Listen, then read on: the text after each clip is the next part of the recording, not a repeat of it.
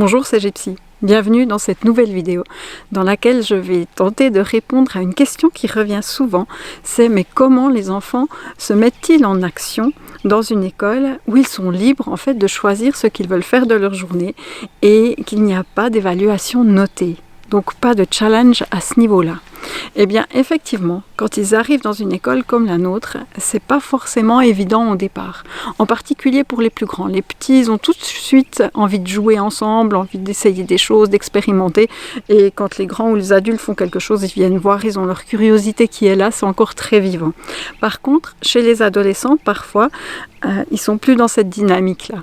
Et il est important pour ça de les accompagner. Donc déjà, ils sont un peu perdus, ils sont dans cette phase de marasme dans laquelle ils ne savent pas trop ce qu'ils ont envie, leur centre d'intérêt, ni là où ils sont compétents, où ils ont leurs propres ressources. Et là, l'adulte va pouvoir vraiment les aider.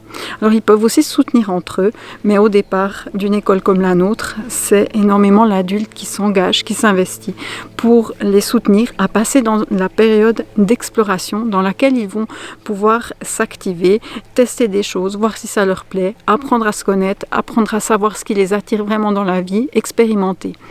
Et cette période d'expérimentation, elle sera aussi riche pour développer aussi plus de compétences, savoir, donc dans le marasme, ils vont apprendre ce qu'ils n'ont plus envie, ils vont plutôt dire tout ce qu'ils ne veulent pas.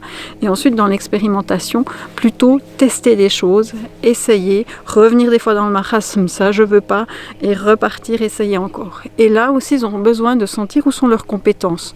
D'aller au-delà de leur peur, on va les y aider, de aussi travailler sur leurs croyances limitantes peut-être, parce que certains se disent mais je suis nul, ça j'ai jamais réussi à apprendre, comment je vais faire pour apprendre 400 mots en latin, c'est ce qui est arrivé à un de nos élèves, c'est énorme, et puis mémoriser autant de mots dans une langue qu'on pratique même plus, c'est difficile, et là il a fallu d'abord travailler sur la croyance limitante pour qu'il puisse se dire, mais non, en fait, construire une autre croyance dans sa tête, je suis capable, je peux y arriver, je vais travailler. La deuxième chose qu'il y a à travailler à partir de là, c'est mais comment j'apprends ?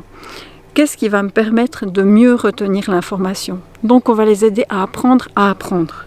Et ensuite, eh bien, quand ils seront dans le contenu, ils vont le trouver par eux-mêmes, ils auront les ressources, ils sauront venir demander de l'aide quand ils ne savent plus où ils en sont, ou ce qu'il faut faire, etc. Ou quand ils ont besoin de réviser, même ils se font réviser entre eux, maintenant il n'y a plus de soucis. Donc c'est vraiment une étape, c'est apprendre à apprendre. Comment je fais pour, par exemple, mémoriser? Comment je fais pour comprendre une technique? Eh bien, peut-être que j'ai besoin d'expérimenter, de tester des choses, de manipuler, de faire aller mes sens. Plus on est actif au niveau des sens, vraiment en étant petit c'est très important, mais ça le reste tout au long de la vie. Plus on est actif au niveau du toucher, de la vue, on a toujours les oiseaux qui décollent dessus les temps, l'ouïe, plus on est actif dans tout ça, et plus ça va mettre en œuvre en fait notre capacité d'apprendre. Ensuite, on va aussi leur permettre de passer au-delà de leur peur. Alors, pour ça, il y a certains élèves qui disaient « mais moi j'ai peur de téléphoner pour avoir une place d'apprentissage, j'ai peur d'aller demander de l'aide à l'extérieur, de me renseigner par exemple auprès de l'archiviste cantonal si j'ai envie d'informations pour faire un dossier sur l'histoire ou une vidéo sur la ville qui est juste à côté et de parler des bâtiments historiques ». Et là, on va travailler pour aller au-delà de ses peurs.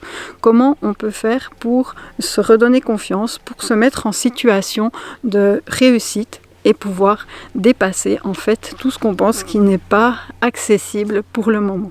Et quand ils ont passé leur peur, qu'ils n'ont plus de croyances limitantes, qu'ils ont plutôt des croyances ressources, qu'ils ont expérimenté et qu'ils commencent à savoir ce vers quoi ils ont envie de se tourner, ce qui les anime, ce qui les enthousiasme, et bien là, ils peuvent passer dans la phase de lancement. Et à ce moment-là, ils sont vraiment très très actifs au niveau des apprentissages. J'espère que ça répond à la question qui revient souvent, mais comment est-ce qu'ils peuvent apprendre s'ils sont libres aussi de ne rien faire? Et on voit après coup que quand ils sont dans ces apprentissages actifs, il est important que par moment ils ne fassent rien, parce que d'être actif toute la journée, c'est extrêmement fatigant et il faut aussi permettre au corps de se ressourcer. Voilà, si vous aimez ces vidéos, n'hésitez pas à liker, à vous abonner à la chaîne et à bientôt.